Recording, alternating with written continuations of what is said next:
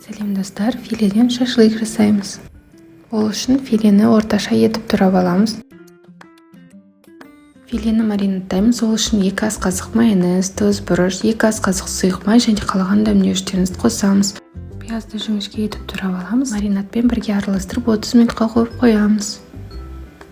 Гарнирге картопты жіңішке етіп турап аламыз.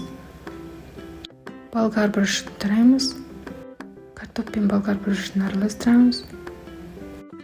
Маринадымыз 30 минут тұрды. Шпажкаларды суық суға сулап, филені кіргіземіз осылай.